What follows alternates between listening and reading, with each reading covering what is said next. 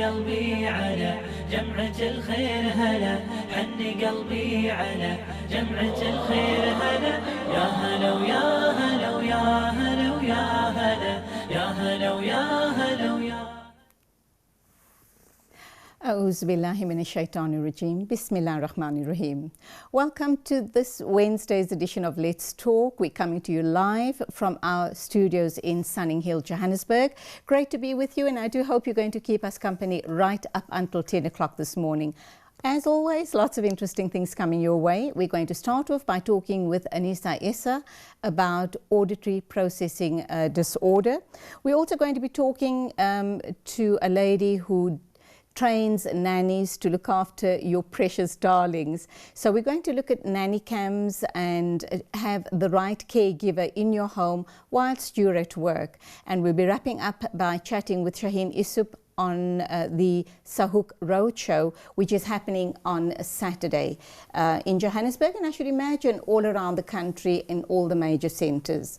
So all of that coming up in the programme. We do hope you're going to keep us company, and as always the lines are open on 011-086-7777 to call in to win your prize, a sweet hamper from Broadway Sweets, and a hair care hamper, an Amla hair care hamper from AMCA. So all of that coming up, and the reason we're talking to Anisa Essa this morning is we had World Hearing Day a little while ago, perhaps a month ago, and I think this is just going to be a natural follow-on on World Hearing Day. We're talking auditory processing disorder. What is it? Why do we need to create awareness around this condition? Well, we'll speak to Anisa and see what she has to say about it. Assalamu alaikum rahmatullahi wa barakatuh. Welcome to the program, Anisa. Wa alaikum assalam wa rahmatullahi wa barakatuh. Thank you for having me. Now, you're a speech therapist, and as you heard in the introduction, I spoke about World Deafness Day rather than World Hearing Day. World Deafness Day that was celebrated a few weeks ago, and that too was to create awareness around issues of, I guess, speech and hearing. As a speech therapist, how do you fit into the big picture here with especially what we're going to chat, we'll be chatting about this morning, and that's auditory processing disorder?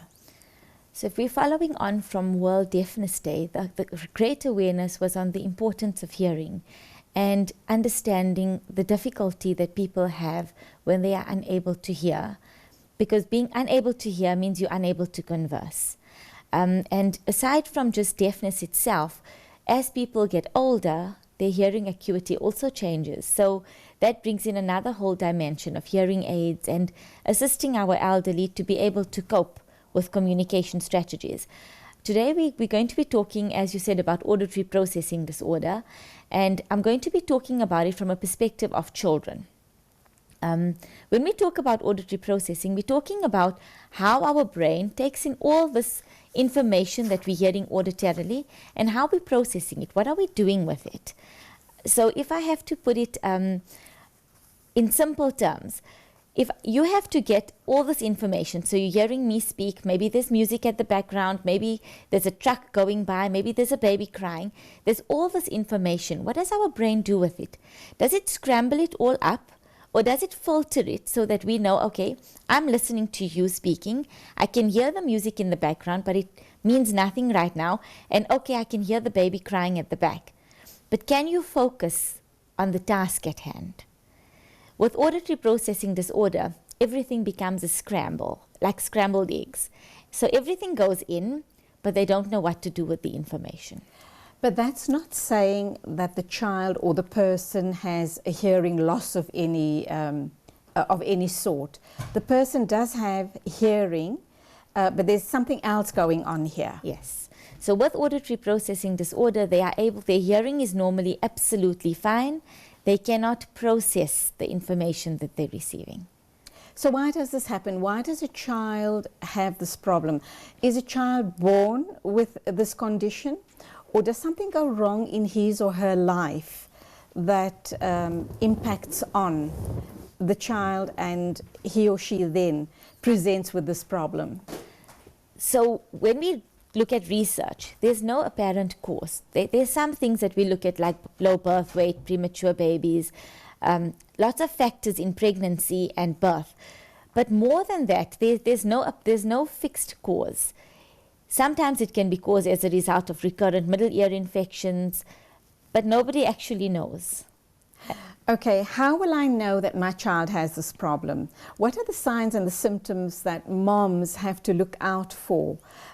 Is it one of those conditions that perhaps goes unnoticed for a long time and really way down the line you pick it up? And I'm wondering if that does in fact happen, how much of damage and how much of loss in terms of education, awareness, speech, etc., has it impacted on the child? So it's not that easy to pick up when they're very little. So up until the age of 2 or 3 years old, you may not even know that your child has got an auditory processing difficulty, except if it's severe. Often the younger kids go unnoticed until they reach grade R or grade 1, where the teacher suddenly realizes that this child is not paying attention in class, this child is struggling with phonics, and the teachers are completely confused because they're not sure, is this child got a does this child have a learning disorder, or is there something else going on? With the younger children, we tell mums to monitor things like, can they follow directions? Are they imitating you in terms of speech? Little things. Let me try and think. Whilst you're thinking about that, I'm just wondering, when you said learning disorders, I'm also thinking ADD, ADHD, I'm thinking autism. Yes. All of those conditions, when you look at signs and symptoms, they're pretty similar. So it's difficult for moms, caregivers, teachers to pick specifically on what is wrong with this child. What do you do? Whom do you go to and say, I think my child has a problem?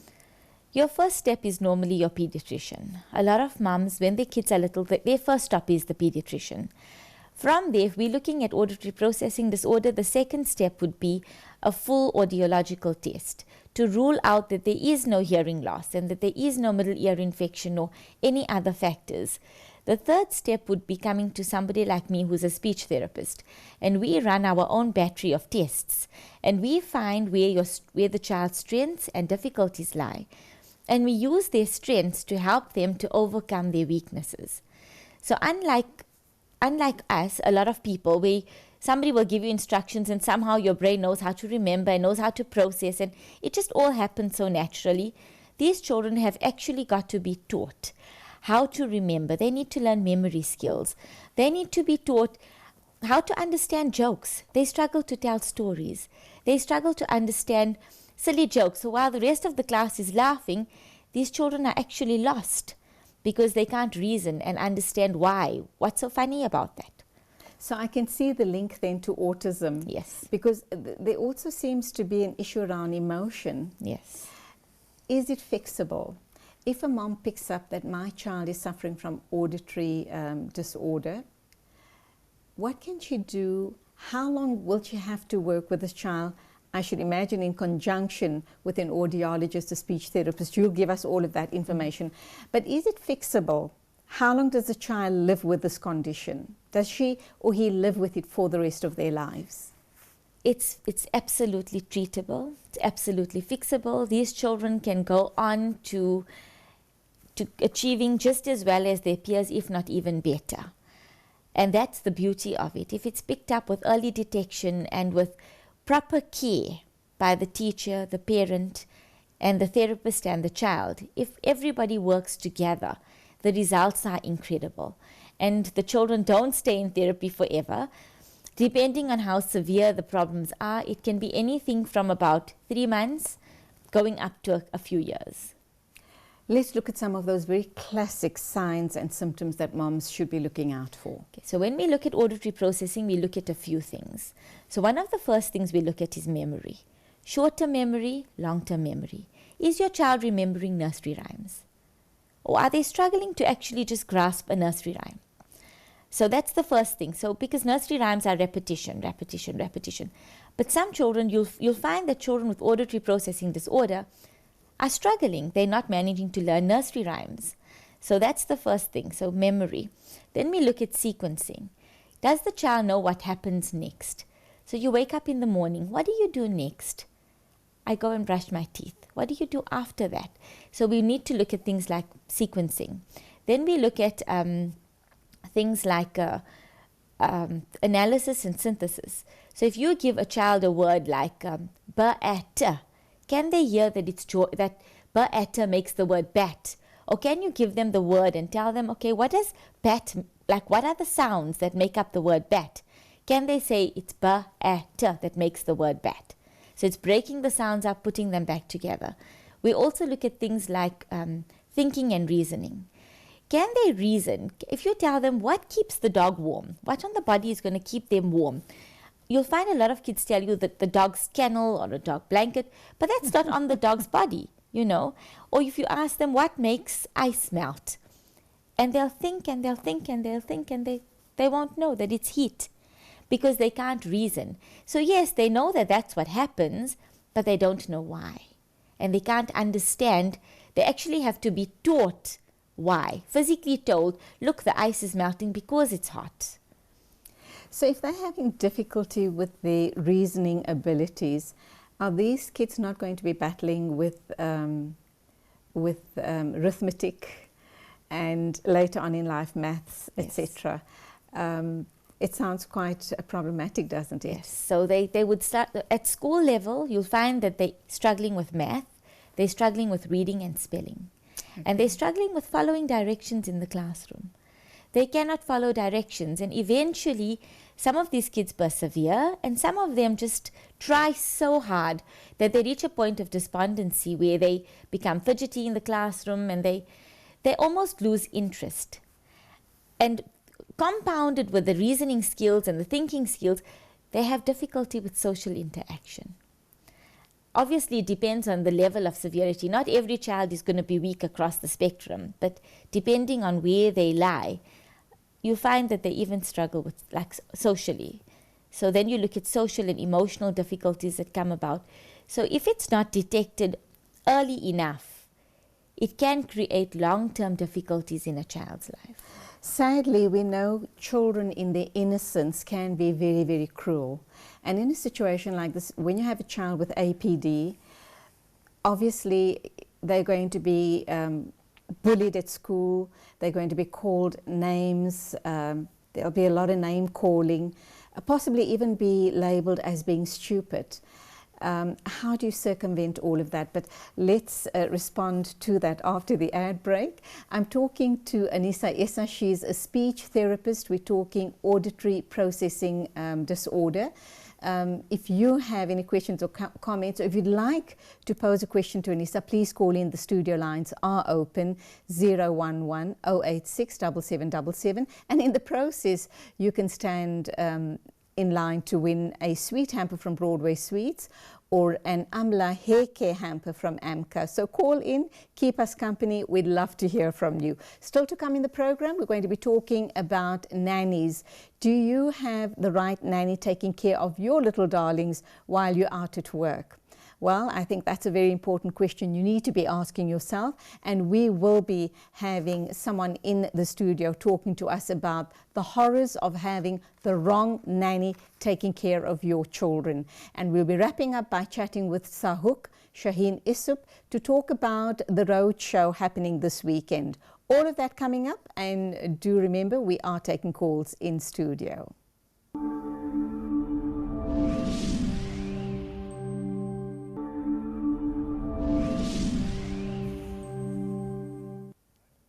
Welcome back. This is Let's Talk with me, Julie Alli.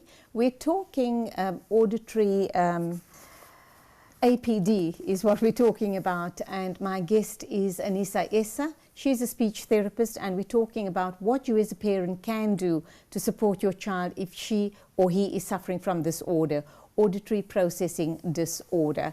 And we are taking calls. Lines are open on 011 086 7777. And if you call in to comment or perhaps ask a question, you could stand in line to win a prize, a sweet hamper from Broadway Sweets, or an AMLA hair care hamper from AMCA. So call us, keep us company. We are with you till 10 o'clock this morning.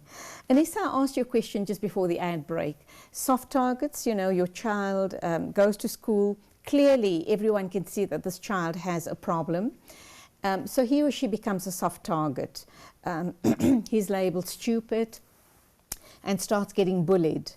So on top of the fact that the teacher and parents have to support this child in what he's going through, they have to contend with being bullied as well. That's a lot of work for not only the teacher but for the parents as well. When it comes to things like bullying and emotional well-being of a child, there are two scenarios that we can get. The one scenario is the one that you described, where the children are timid and they get bullied and they get subdued and they actually lose their self-esteem, so to speak.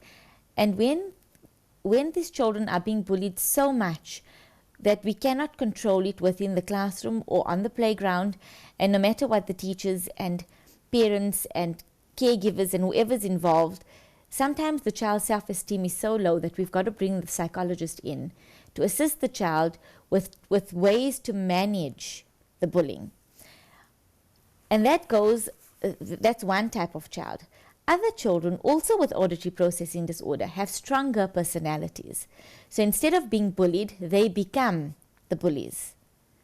So if they feel that they can't cope in the classroom, maybe they're bigger built or stronger or good at soccer, or then you find that these children also throw out insults to other children.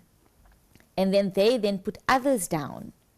So there are two completely opposing either way scenarios. there are self-esteem issues. Either way there are self-esteem issues, and we have to monitor this very carefully and call in a psychologist if need be. Okay, so if the child is, so we're talking about being very timid or being a bully, but what do you do in a situation where child has APD and on top of that the child has ADD or ADHD or perhaps dyslexia? It just makes the task that much more difficult, I should imagine, to help this child along.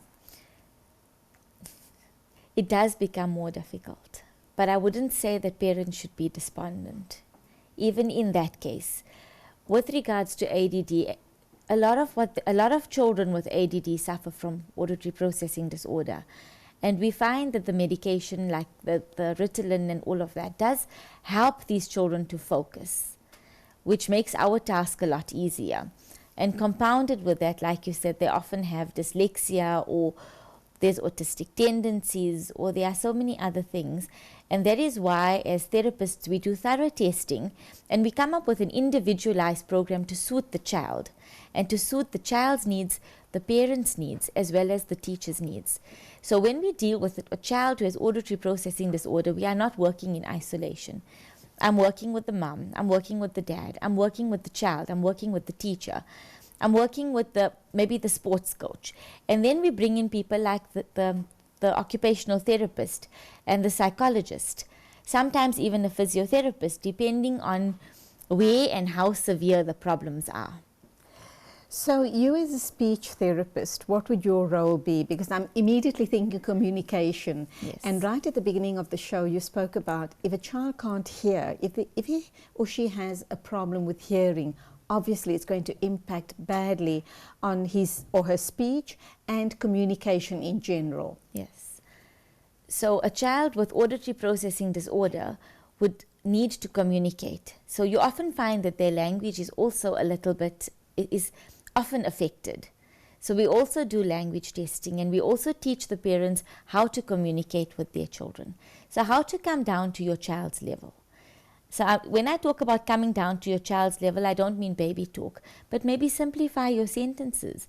If you're speaking in very long, drawn-out sentences, we often tell the parents, make your sentences shorter. Keep it simple and straight to the point. And as your child's language ability increases, so can your utterance length. We also do things like, so my role specifically would be dealing with the academic side of things. So I look at the reading, I look at the spelling, I look at following directions and memory training. I look at the thinking and the reasoning. I sometimes look at the visual part of it as well, if it's not very severe. Because like with auditory processing, just like how the auditory information is all mixed up, likewise you sometimes find that the visual information is mixed up. So if we look at something like a word search, you can look at a word search and spot a word in there. A child with auditory processing disorder can't. They have to be taught where to start and where to go to from here. So with everything, they've actually got to be taught step by step. What would occur naturally in most other people doesn't occur naturally with these children. You spoke communication, which we know is a very, very big part of this child's development. And you also spoke about parents keeping it simple in their communication with the child. There is this perception out there, and a lot of parents also veer completely away from baby talk or baby language because they want their child to be articulate and have a good command of the language. So, but there are parents, of course, that insist on talking to a child as an adult. You know, they use adult speak with the child. Is that a good idea? And very especially in the case of a child suffering from APD. That's a difficult question. When we talk about stimulating your children from a younger age, I wouldn't go with the baby talk. I still believe that children need to be spoken to, not as adults, but with simple sentences. So we don't call a dog a wow, and we don't call a cat a meow. We can say, look, there's the dog. Look, the dog is barking. Even if the child is suffering from APD. Even if the child is suffering from APD. Because we want them to learn what the words mean. We want to break things down and make it simple. I'm not saying parents should speak to their children like they're adults, but use simple words, just not made up words. You know, the child can ask for their milk. They can say, can I have my milk? Or milk, just the word milk. It doesn't have to be called anything, whatever other nicknames people come up with.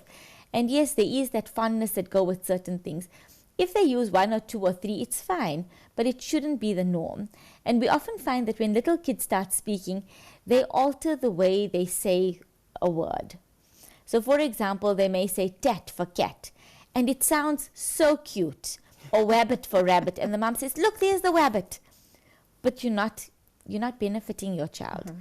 Because it's you should be correcting the child immediately. You should say, look, yes, there's the rabbit, so that the child, as their articulation develops, so does their speech. It doesn't matter how cute it sounds. It doesn't matter how cute it sounds. And unfortunately, okay. You know, I myself, you know, sometimes I've got to stop myself and say, wait a minute, you know, yeah. It's not how we speak to them as gorgeous and as adorable as it sounds. We need to actually be the role models for our children and not telling them, no, it's not a wabbit, it's a rabbit. You need to just, yes, you need to look at them and say, oh, yes, my darling, that's a rabbit. So you've corrected them without them even realizing it. And it's that constant correction that then comes into play later on in life. Okay, you're not going to believe this, but it seems like we're going to be wrapping up in a minute or two. Tell me, how common is APD? It's becoming more and more common. Why? I think that it's got a lot to do with children today have a lot of exposure to electronics, too much of electronics and too little actual reading. Everything is given to you. If you look at a screen, everything's there. There's so little work for your brain to do. If you're watching a movie, it's easier to watch a movie than to read a book. We no longer have listening. People don't listen to the radio anymore. People want visuals to go with everything. And that is playing a great, great role in children having difficulty with auditory information. If a parent picks up that their child has APD, you know, they pick it up early enough and all the right measures are put in place and this child goes for ongoing therapy, how long is it going to, you know, be before the parents can be comfortable and the child himself is comfortable that I'm okay now, I can lead a normal life, and they stop therapy altogether? Once they start therapy, normally within about 2 to 3 months, the children are already very comfortable with who they are. Their self-esteem already boosts. Parents have been counseled, so they're more accepting. The minute they're more accepting, they're more positive with their children, and that in itself creates this positivity within the child. So within a span of 2 months, you already find that these children are doing better just by having that support. And depending on how severe, anything from 3 months to a few years on. Okay, you also mentioned off air just now that there's a special device that could be used with a child in a classroom. Very quickly, can you tell us about that? Yes, those are called FM systems. So the FM system is when these children are really struggling to block out the noises, we generally fit them with an FM system. So when the teacher speaks, that information is going straight to this child and it's blocking out everything else. So it assists them in actually focusing. Because like I say, they don't have the ability to filter the information. So this device almost helps them to filter until they've developed sufficient skills to cope without it. Is this device standardized across at all schools or most schools? Or does the parent have to actually request it? It's not at schools as a rule of thumb. You've got to go to the audiologist and have one specifically fitted. It's for the parent's expense. And they can be, some of them are reasonably priced and others can be pretty expensive depending on the amount of features. But generally we as therapists would say, look, I think your child needs to now go this route. Or no, it's fine, they can cope without it. Because sometimes we don't necessarily need an FM system.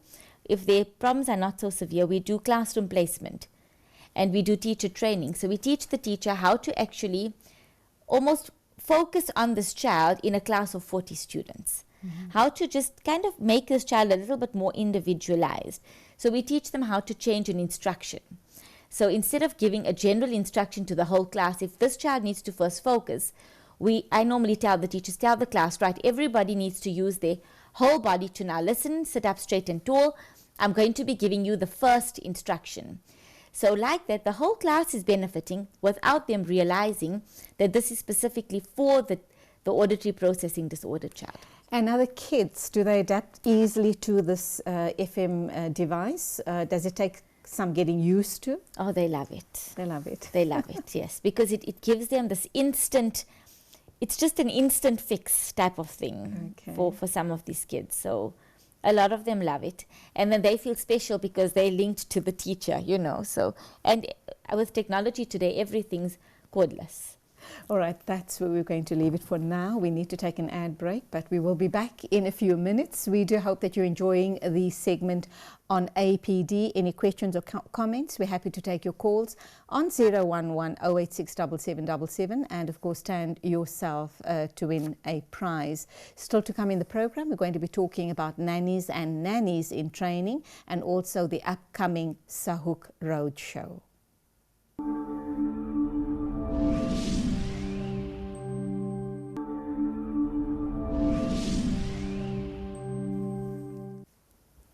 Welcome back. This is the Wednesday edition of Let's Talk, live from our studios in Sunninghill in Johannesburg. I do hope you enjoyed the first section, the interview on APD, and of course that you're going to keep us company for the rest of the segments. We're going to be talking about nannies in training, and thereafter we're going to be talking about the Sahuk Roadshow. Lines are open on 011 086 7777, and if you call in, ask a question or just share a comment with us, you could win a sweet hamper from Broadway Sweets, or you could get an AMLA hair care hamper from AMCA. All of that in the show, but you need to keep us company. We'd love to hear from you. Right, now we're going to talk about nannies. Do you know who takes care of your children? How well do you know the person? Have you done a background check on the person?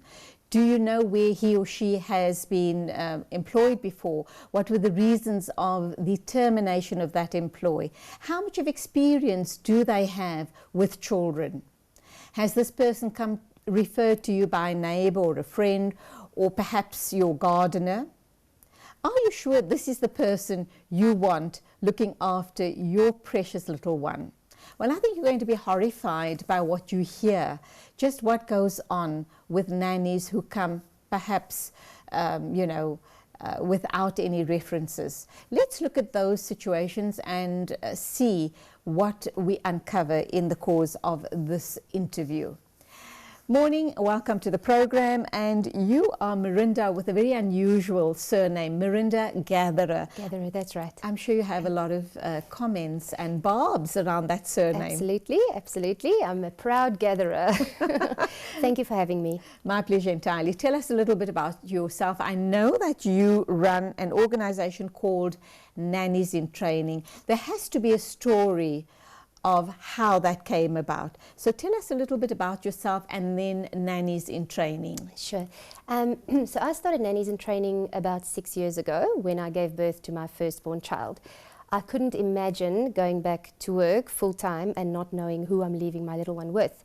So I did some research, I found out what's out there, I did a few interviews of nannies myself, and unfortunately it wasn't great. I then decided, you know what, the best option for me would be to start my own agency. There is such a struggle out there to find good, reputable people to come and look after your little precious ones, you know, and they are your everything. It's not, you're not leaving your dogs, or you're not just leaving your home, you are leaving your child with this person. So we started with training. I said, well, let me find good ladies that have a good personality, that can work with kids, but let me give them the finer details that they need. So let's train them in our baby and toddler care course, which teaches them all the basics they need to know to care for your child. And with that came the placements as well, because obviously we had an influx of brilliant ladies come through, and they wanted to now find work as well. So slowly but surely we trained them, we started placing them with families, and so the whole process began. So do you come from a training background? I did a lot of training in corporate, yes. I was a business development manager before I started this, so it's completely different to what I'm doing now. But like I say, with a lot of research and a lot of hands-on training, you get to know it. And unfortunately, we don't have any visuals today. I've seen some horrific visuals of little kids being horribly abused. They're also not given the full allocation of the food for the day. They bashed about, etc. And I'm sure lots of people have seen this. It's been out in the media in a very, very big way. And I'm really sorry we don't have the visuals, because I think that would have made quite an impact on our viewers. But these are the type of things that do go on behind closed doors.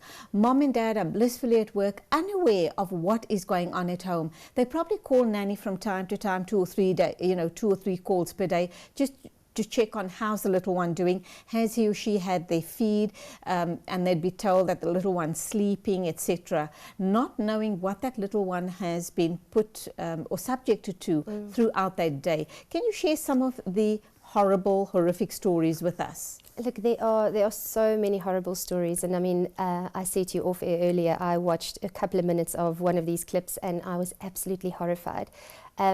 I'm very, very grateful that none of this has happened with any of the nannies that I've placed before, and I believe it is because you have to do your checks. You have to check from A to Z. You can't just take somebody off the street and come and look after your children. You can't just believe because a friend of a friend referred somebody to you that they are going to be best suited for your family. And that's what we rely on, don't we? Absolutely. Do you think the perception is that if they take a nanny through an agency like yours, it's that much more expensive? And we're all tightening our belts these days. Absolutely. And it's really a question of affordability. And that shouldn't be the priority. Yeah. When it comes to your children, I know we are on tight budgets. And the reason why we get nannies is because we both have to work. Husband works and wife works. Not because we want to often, but because we have to. So yes, we do charge a fee. You know, there are some agencies that charge exorbitant fees, and there are some agencies that are quite reasonable. Our fees would then include a replacement period. So it's very difficult when you're one-on-one. You can see, yes, this person is nice, she's lovely, she comes with great references, nannies in training said she's a great person. But then once she starts working with your child, you can see that maybe your child doesn't really get on with her, you know, or there's just something that's not right. You then come back to us and say, this isn't working for us, let's find somebody else. So although you are paying a fee, you are paying that fee for a service. What we do before the nanny actually sits with you for an interview is we go through hundreds of ladies. We literally, on Wednesdays, we do our registrations, and I have hundreds of ladies coming to register. Between myself and my 2 assistants, we sit and we go through each and every one of the ladies. We interview them face to face. If we find that there's just something that's not right, or they don't have the right credentials, or they don't have the right papers, we then don't put them forward to see you. If we are happy after meeting them and we say, you know what, this person has potential, we will then do their reference checks. And reference checking is so tricky because it could be a friend that they asked to be a reference for them. So it sounds quite silly, but we have to ask trick questions, you know, to make sure that we've got the right person and that they've actually worked for this person before. And if there's anything that's not right in the reference, doesn't matter what it is, we then rather say, let's move on to the next person. And if they have great references and we are 100% sure that this is actually the person they worked for, we can then say, all right, now we type the CV and we start sending it out. So although it is an exorbitant fee, I mean, you are paying extra money, you are paying for that extra peace of mind, and that is what you want. You don't want to go to work worrying about what's going on at home. You want to go to work, focus on work, and when you come home, have a happy baby, know that everything's been taken care of, and you can then spend that time with your child before they go to bed. So would these be live-in or live-out nannies, number one, and number two, how long do you take them through a training process before they're placed with a family? So our nannies do live in or live out. So it all depends on the client. If you need somebody to stay with you because you need to leave home at 6 o'clock in the morning and you only get home at 6 o'clock in the evening, then of course it's better to have a live-in person. But if you don't have accommodation, because a lot of us live in complexes, so we don't have rooms, they can then travel to work and back. So we're very flexible, and I try to pair up the nanny with the client as best as possible. So I get as much information from the client as to what their needs are, what the child's needs are, and then I go through my database of ladies and I try and pair them up as best as I can. Training. You are called nannies in training. Yes. What type of training do you actually give these nannies, and for how long do you keep them in training? Okay, so we do several courses. In fact, we have 5 different courses. They're all short courses because generally when somebody needs a nanny, they need them now. They can't keep them off for a week to come through extensive training. So we do offer 5 short courses. The first one we start with is the baby and toddler care. As I mentioned earlier, it's all about caring for babies and toddlers. So we touch on a how-to section where we actually have little baby dolls and we dress them and undress them. We change the nappies, we feed them, we burp them. We teach them how to swaddle the baby and put them down to bed. We teach them how to keep a routine, hygiene on themselves and also hygiene on the child. Safety, very importantly, not only safety, not leaving knives or sharp objects around, but also not letting strangers into the house, not leaving the house open and, going to talk to your neighbor lady. We teach them all of that in the course. Very importantly, the nannies also do clean the house. So they'll look after your child and then they do housework when the child is sleeping. We teach them how to balance that. It's very important for them to keep the house clean, but it's more important for you that they look after your child. That's the one course. Then we also obviously have a first aid and CPR course, which is brilliant. We train many, many ladies in that. And it's all got to do with, if something happens, what do I do right now? And by sending your nanny on that course, you can save your child's life. Not only the child's life, if anything had to happen in the house with anybody else, she would be able to assist. Over and above that, we have a child stimulation course, which is all about stimulating. The ladies come, for 2 days they come to us and we play. We sit on the carpet and we build puzzles, we read books, we do jumping jacks, we do absolutely everything. So we teach them how to play these games with the children, and while we're playing, we're teaching them their colors, their shapes, their body parts, we're teaching them counting, we're teaching them about fruits and vegetables. So they don't know they're learning because they think they're playing, but we're actually installing this and teaching them from a young age. Then we also have a cleaning course, all the bits and pieces, ironing, packing and that. And we have a domestic cooking course because a lot of times the mom arrives home very late and she doesn't have time to cook. So at least the nanny can prepare and get it all ready. So when mom comes, everything's nice and easy and sorted out. We're going to talk more about the courses that you give to the nannies and who carries that cost.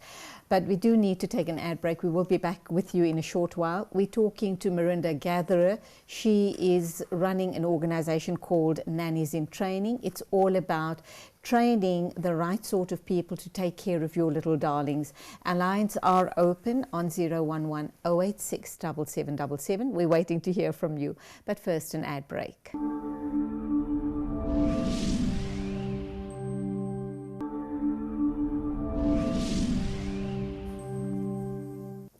Welcome back. This is the Wednesday edition of Let's Talk with me, Julie Alli. We're talking about nannies. Who are the people taking care of your little darlings?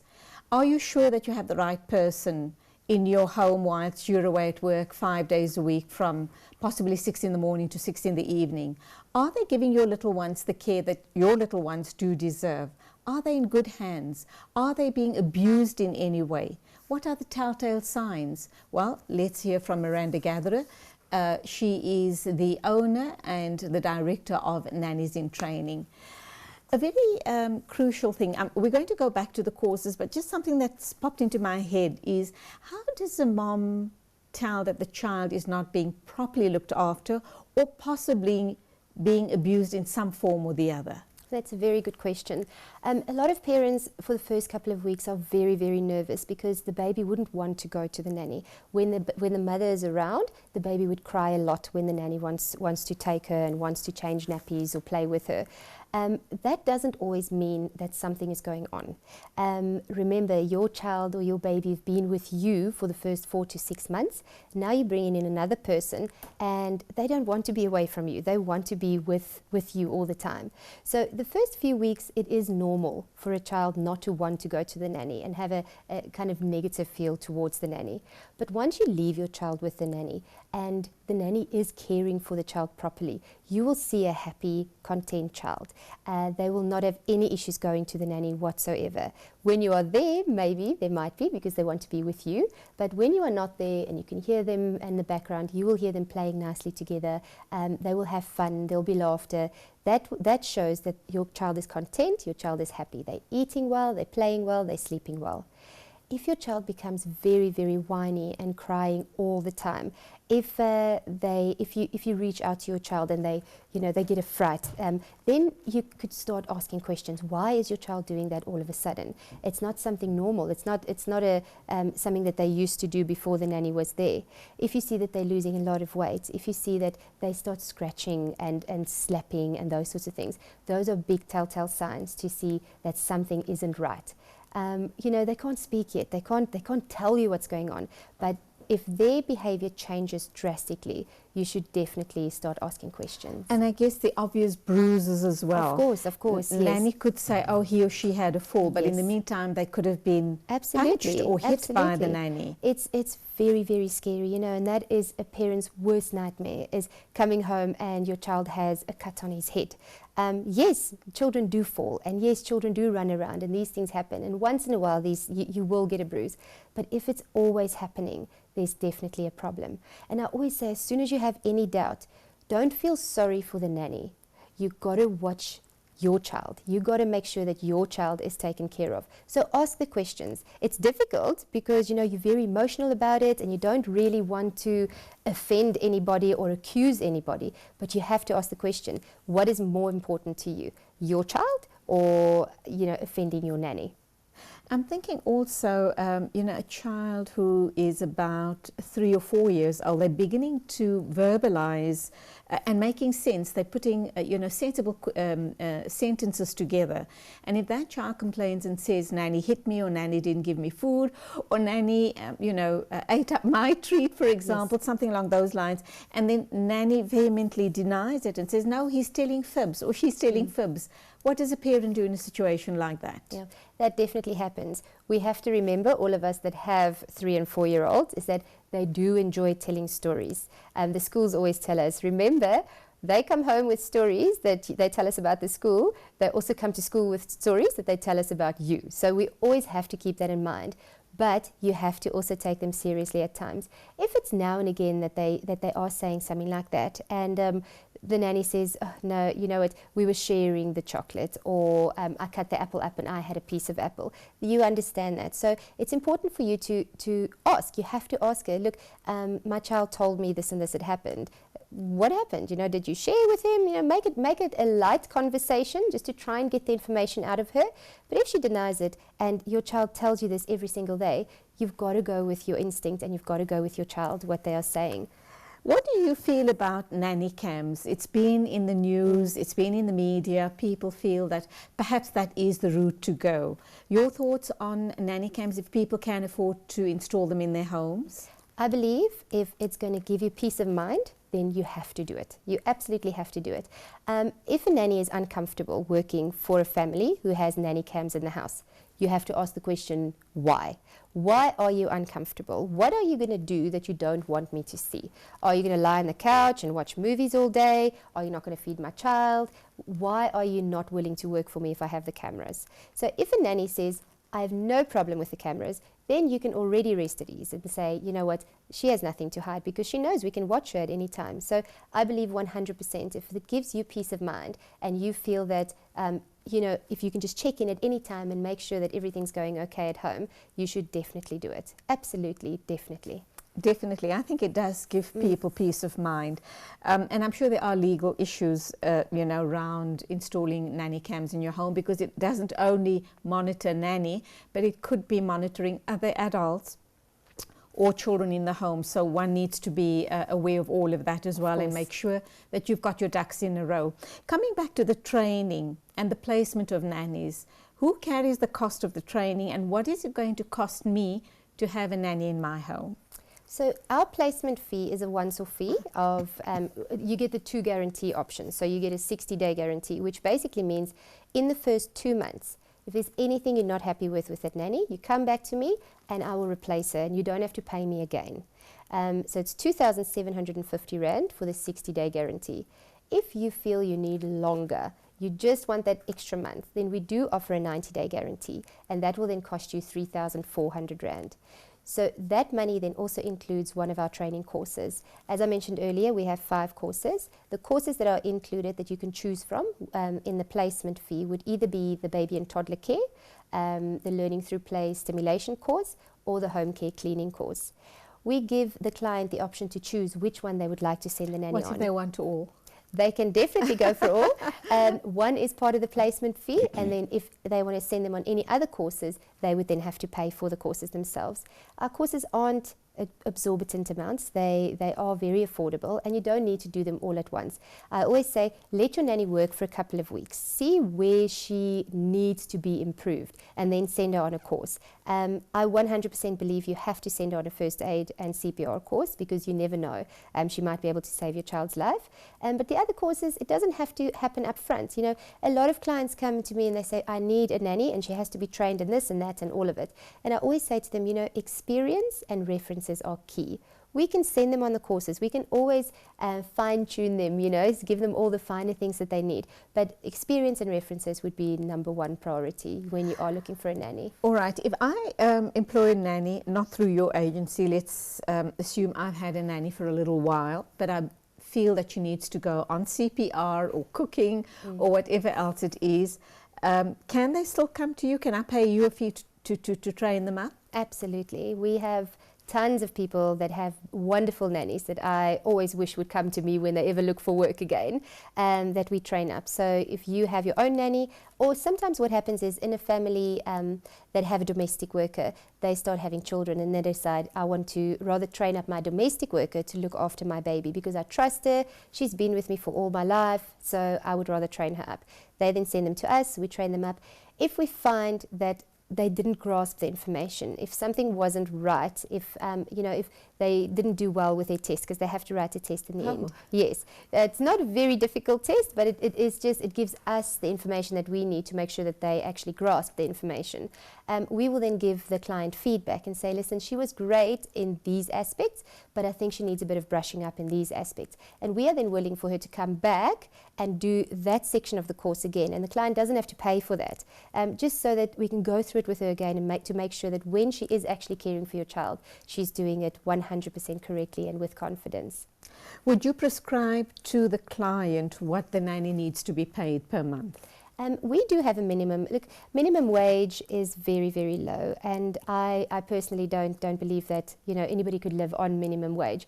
So at Nannies in Training, our minimum salary that we would offer to a nanny is 2,500 Rand per month, and that would then be excluding their transport. So if they were living in with you, you would then give them extra money for their transport to go home on weekends. If they are traveling every day, then you would give them money for transport every day. And that would generally be for Monday to Friday and a half day Saturday. I know a lot of people need a nanny to come in on a full day Saturday, and they need them for many more hours than the average. In that case, you know, we always discuss it with the nanny, but then we need to make sure that we are paying them accordingly. You can't expect to pay the minimum placement salary and then get the maximum hours and maximum days from the nannies. All right, we've almost come to the end of the show this morning. Anything that, you know, any advice you'd like to give to moms and dads out there considering, you know, that they're going to employ a nanny to look after the little ones? What are the key things they should be, you know, bearing in mind or possibly even having in their discussion with the prospective nanny? It's very, very important to make sure that the person that you are interviewing comes with real references. That's the only way you're going to know if this person knows their job and if this person can care for children. It's very important that when you speak to the reference, you make sure that it is actually the reference and it's not a friend of theirs. If you employ a person, make sure that you have a contract with them. Make sure that there's no grey areas. They know what is expected of them from A to Z. If anything goes wrong, if you have an uneasy feeling about anything, it doesn't matter what it is. We, you know, us ladies sometimes have the sixth instinct, you know, the sixth sense. And if there's just something that's bothering you, you have to act on it. You have to make sure that your child comes first. Doesn't matter who the nanny is. So you make sure your references are checked. Make sure you're getting your nanny from a reputable source. Make sure she has all the right references, all the right papers to be legally allowed to work in South Africa. And then you just got to go with your gut. It's very, very important. Marinda Gatherer, thank you for being with us, talking to us about nannies in training, and we sincerely hope that you've taken note of that and you think twice about who it is that you're going to allow to care for your children, your little precious darlings, and that too in your own home. So something really to think about, nannies in training. Still to come in the show, our final segment. And in the show this morning, obviously, we're going to be joined by Shaheen Isup. He's from Sahuk, but we're going to be doing a Skype interview with him. We're going to be talking about the upcoming Sahuk Road Show. So do stay with us. And remember, lines are open, 011 086 7777.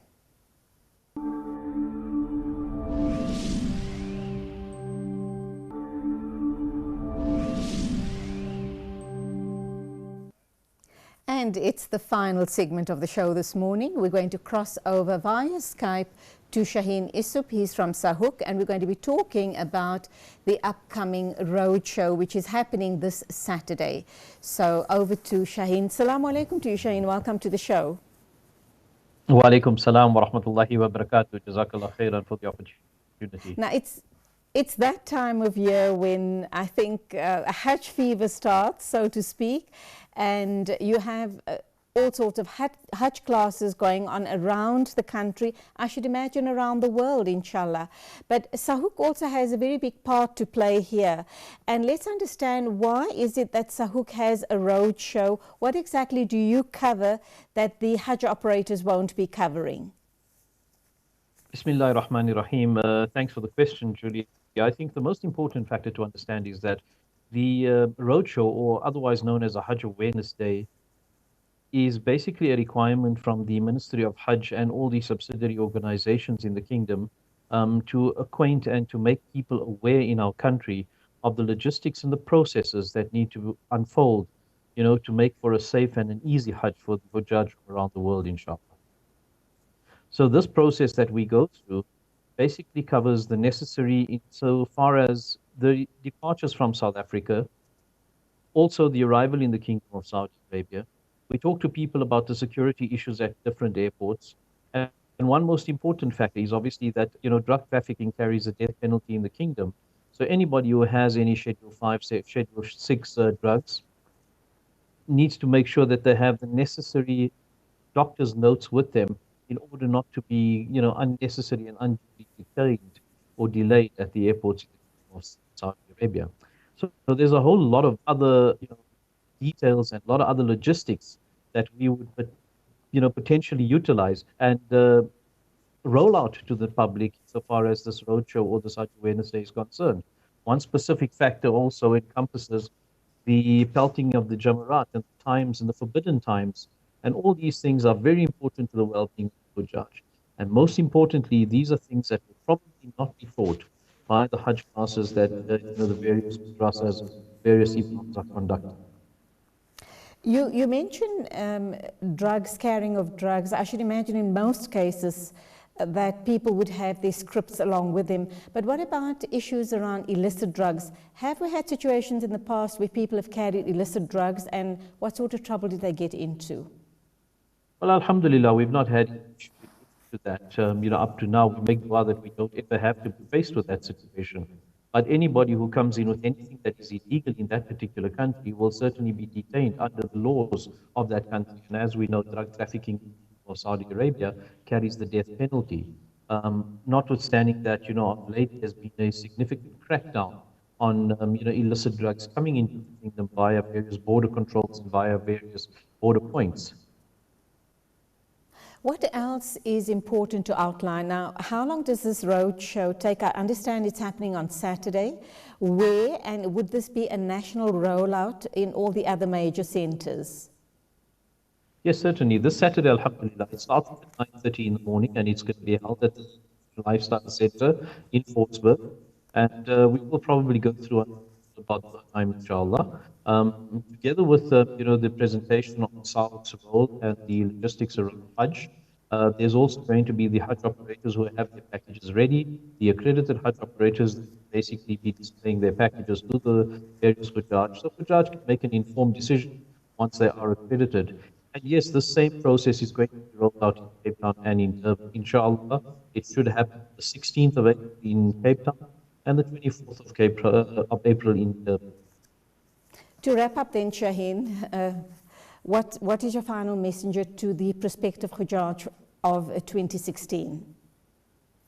I think one of the most important messages that we currently have is go and visit the SALC website. The registration list is on there. It is queued, and inshallah, we're waiting for the auditor to do the necessary audit on the accreditation process. Once that is done, we will inshallah release the list after the last roadshow, latter part of April. So Hujjaj need to make sure that they are acquainted with the rules, they are acquainted with the processes, and they are acquainted with the accredited Hajj operators. We do not want anybody to go and look and, try to contract with non-accredited Hajj. That is very important, because the minute you do that, you set yourself up for significant risk.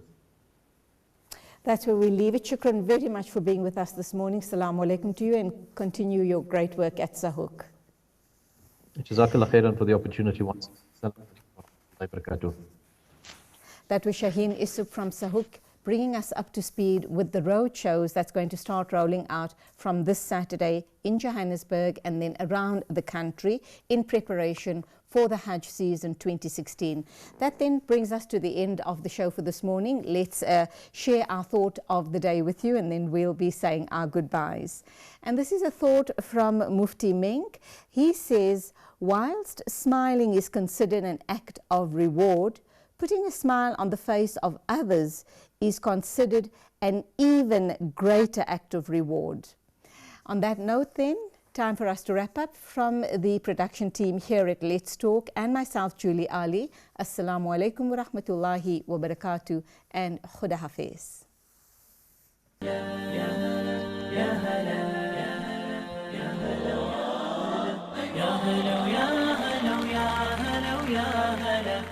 هلو يا هلو يا هلو يا هلا حن قلبي على جمعة الخير هلا حن قلبي على جمعة الخير هلا يا هلو يا هلو يا هلو يا هلا يا هلو يا هلو يا